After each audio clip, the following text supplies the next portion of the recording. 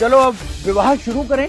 रुक जाओ, ये शादी नहीं हो सकती। क्यों नहीं हो सकती है? बेवड़ा सा मुंह उठा के चलाया, शादी नहीं हो सकती। अरे पापा नहीं हो सकती तो नहीं हो सकती। अरे क्यों नहीं हो सकती? अरे बताता हूँ क्यों नहीं हो सकती। जिस लड़की से आप शादी कर रहे हो ना विवेक भैया की, वो लड़की ये है ही नहीं, क्योंकि यहाँ पर ना लड़की चेंज हो चुकी है। अरे तेरा दिमाग खराब है, मुझे लगता है आज फिर दिन में पी के आ गया। अरे भैया दिन में नहीं पीता हूँ, मैं रात में पीता हूँ। और वैसे भी मेरी पी हुई ना पूरी की पूरी उतर गई है, क्योंकि मैं डीजे पे डांस करके आया हूँ। अगर आपको मेरी बात पर विश्वास नहीं है ना, तो आप ना इसका घूंघट उठा के देखिए, अभी पता चल जाएगा वो लड़की यही है। बकवास बंद कर। बिल्कुल सही कह रहे हैं भैया। मेघा तुम यहाँ, तो ये कौन है? अरे ऐसा कैसे हो सकता है? पापा ऐसा हो गया है, अब चाहे आप मानो या मत मानो, और आपको इतना अनजान बनने की कोई जरूरत नहीं है। आपको सब कुछ पता है, बस आप अनजान बनने का नाटक कर रहे हैं। विवेक, मैं आपको धोखा देना नहीं चाहती थी। ये कोई और नहीं, मेरी फ्रेंड है, ये मेरी बेस्ट फ्रेंड है। और मैं आपसे शादी नहीं कर सकती हूँ, क्योंकि मैं किसी और से प्यार करती हूँ, और ये बात मेरे घर वालों को अच्छे से पता है। मेरे पापा ने मेरा मुंह बंद कर दिया, मुझे घर में पिछले 1 महीने से बंद करके रखा है। आप मुझसे सुबह से पूछ रहे थे ना कि मैंने आपसे रैंडमली बात करना क्यों बंद कर दिया। मेरा फोन मेरे पापा ने तोड़ दिया था।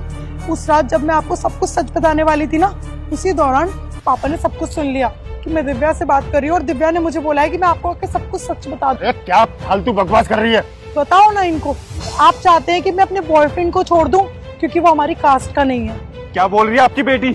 आपने पहले क्यों नहीं बताया कि उसका बॉयफ्रेंड है? क्योंकि आपके पास में सरकारी नौकरी है और मेरे बॉयफ्रेंड के पास में सरकारी नौकरी नहीं है।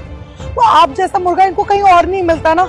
आज तक जितने भी लड़के मुझे देखने आए, मैंने वहां पर उनको सच बताकर गलती कर दी थी पापा की नजर में। इसलिए ना पापा ने उस दिन आपको मुझे कुछ बताने ही नहीं दिया, जब आपकी मम्मी बार बार कह रही थी ना कि आप दोनों अकेले में जाके कुछ बात कर लो।